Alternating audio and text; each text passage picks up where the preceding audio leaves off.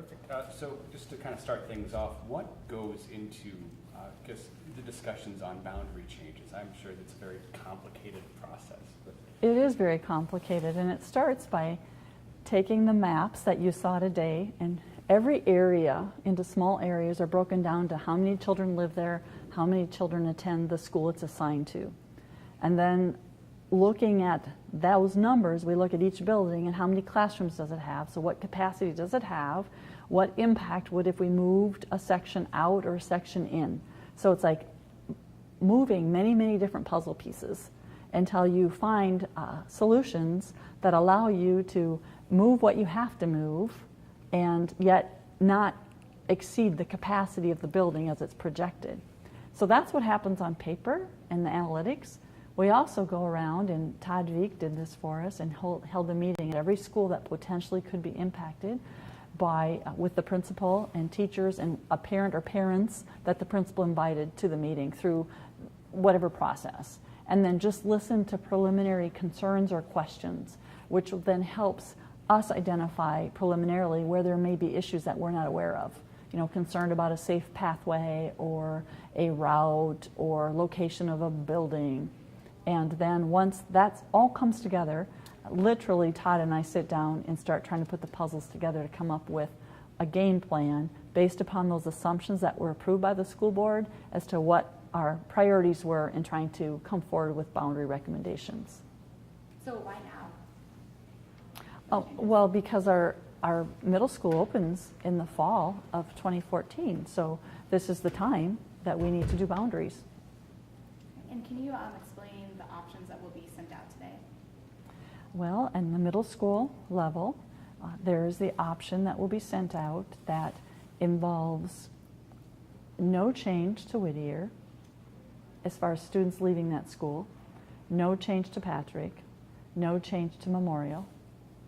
It shows all of the students currently going to Axtell, going to McGovern, except those who live east of Minnesota Avenue, and they would be assigned to Whittier.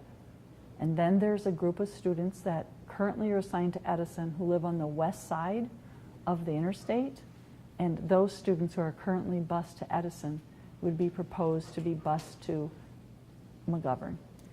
That's the middle school option. And we proposed, as you heard today, other options to the school board. But I think they did right in coming forward with one option saying, come and give us your feedback on this one. And clearly, as you can see from being here, the one we highly recommend and they chose is least disruptive to students and families. And then at the elementary level, we were able to come up with a solution that saves the district dollars and doesn't move a child on the west side of town. So rather than build the new elementary school to open in 2016, delay its building until 2015, or if it had to happen sooner, it could, but just delay it. Add the addition at Pettigrew and an addition at Discovery to absorb the growth needs, and then not move a single child on the west side. Then in the center, we know we had to move the children from Jefferson, and we were very pleased that all of Longfellow and all of Mark Twain can go to Susan B. Anthony.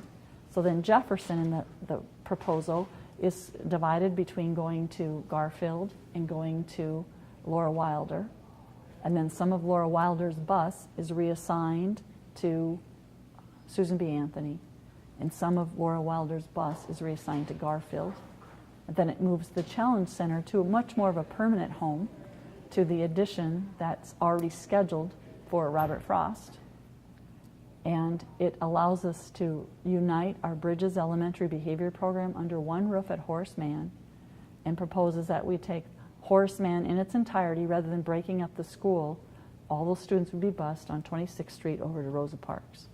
Without a map, you managed to get through all of them. I have been dealing with this around the clock 24/7 for several days.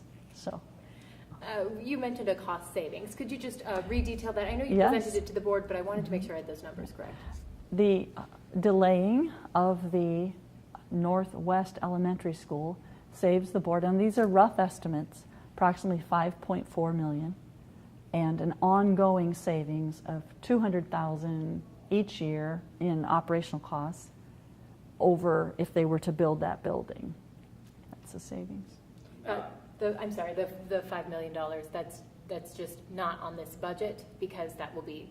Well, it's currently in the budget, but it would be removed from the budget. Right, and it would be in That's the the future savings budget. beyond putting up those additions. Yes, thank you.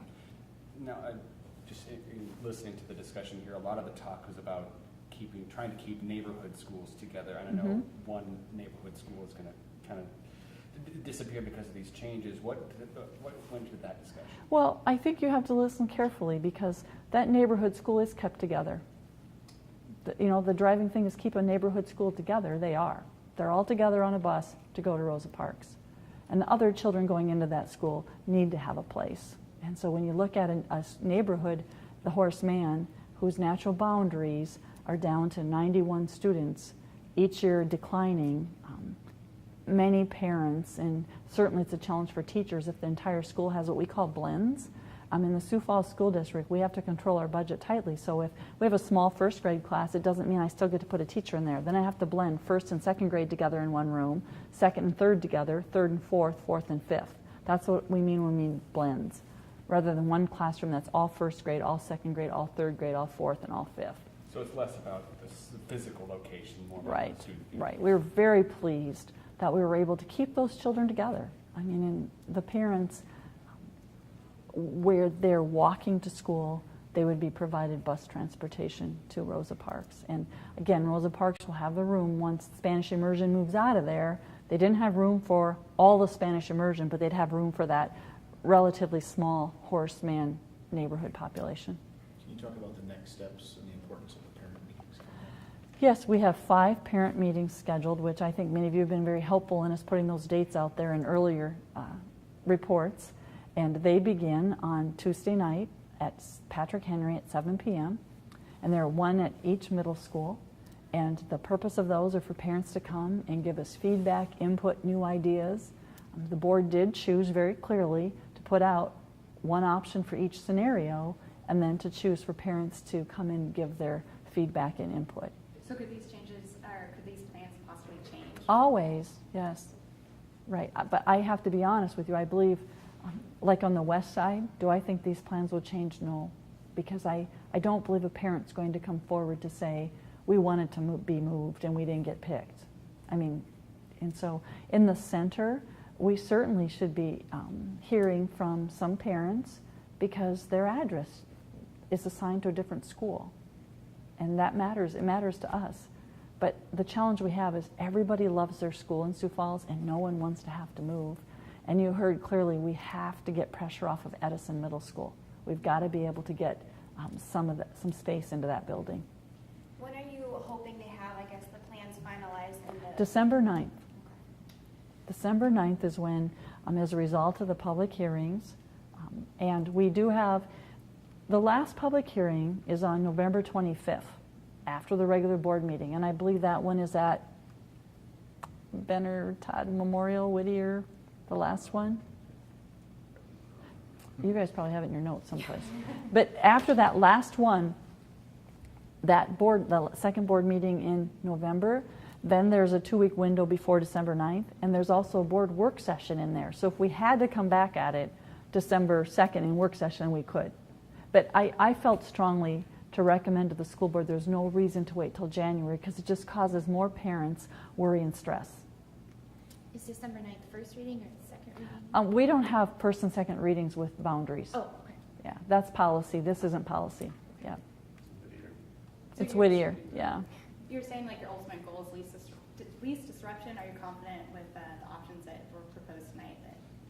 I feel very positive about the options. I feel like they adhered to every one of our boundary assumptions, as well as really looked at it as the eyes of a parent and had to weigh it out. It's not an easy job to stand in. You can't make everyone happy, but really feel like we did a very thorough job of making options available for the board to decide upon to take out for public input. Do you have like a rough number or anything about how many kids would be affected in this change? Or? No, again, because board member Parker asked that question, and we're looking at, okay, in the end, that means this school has 2 classrooms still open and this one has 1 open. You balance boundaries over, those numbers certainly go in, but in the outcome you're looking at where do you have rooms available. So what would you say to those parents, that are going to be affected with their kids who aren't very happy with this? At this point, the school board will have to listen to their input and the school board will have to respond to them and either ask us to make changes or to stay the course. The school board definitely wants to hear from parents. So they definitely have a voice if, they do have concerns, and so that can change. You mentioned Edison as having quite a bit of pressure on it. Are there any other particular schools that have that amount of pressure on it as far as? Just for middle school, it's Edison. It's in the core. It's got our honors program opening up and Spanish immersion going there. And it was spread out. I mean, if you think students on the west side of the interstate were bused into Edison. So it seemed to be natural boundaries was one of our assumptions in that interstate line to have those students go to McGovern. And keep in mind that students who are currently open enrolled, that stays with them. So they certainly, those in that neighborhood that are open enrolled, and there's several of them to Memorial, their life won't change. How often would you say that the district makes changes to its boundaries? Our goal is to look at 5 to 7 years, and that's been, in some cases they last longer than that, and not very often have we had to look at a move earlier. Usually those in between we balance with special programs, by moving, for instance, early childhood or moving a center-based program. We do it with a subset of the population who's already turns over. So when you move an early childhood program, you're really not impacting a family because it's not the same families each year. Are the 2 biggest drivers of change, when you're talking about class size and enrollment in a specific school, as well as, there's some new construction coming online, are those the 2 biggest factors in making changes for district boundaries? I don't understand the question. Oh, Yes, come again. When you're looking at schools that are getting pretty big, large class sizes, is that a factor, as well as we're building some new schools, now we need to look at different boundaries? Well, the new schools are always only slated because of growth and need, okay? Sure. And so on that west side, we desperately needed space. And where we could get land is also where there's opportunity. When you saw on the map, when that area takes off, it will fill in. But we're able to right now delay that school and put the additions down where the pressure is. How many sections will be in those additions? For actual classrooms, because actual classrooms are different than actual added sections. Sections of students will be about 100 more students each, which is about 4 actual regular classrooms. But you heard me indicate we also can take the pressure off by adding early childhood classrooms or the center-based classrooms. And it's accurate from your perspective that the board is following this concept of, well, we should cater to the growth and not just to where we want facilities, because they are presenting to people this idea of we should put some additions on these areas that were built for it long term and then plan for the future. Mm-hmm. Yes. Okay. Yeah, the goal is that the needs of the families and children come first. And I think you saw that today when they made a decision to at least propose to delay that school. And you saw the options as they would be right now with what we would call skip busing, that opportunity, which we don't even have to propose. So a message will go out tonight? A message will go out tonight, and then they will all be directed to the district's website as an option to see this detail, as well as if they also receive email, they'll get the PDF as an attachment. And then if they typically get their newsletter by hard copy, they're told they'll get that the same way from the building principal. And so we'll have it pretty much covered. But if if none of the schools in my area aren't affected, I won't get a call. Right. Okay. Right. If you're, so some for instance, will, yes, but not if you're John Harris, the schools that knew they wouldn't be impacted, if they're not impacted, we're not going to give them a call. Our goal is to minimize that disruption.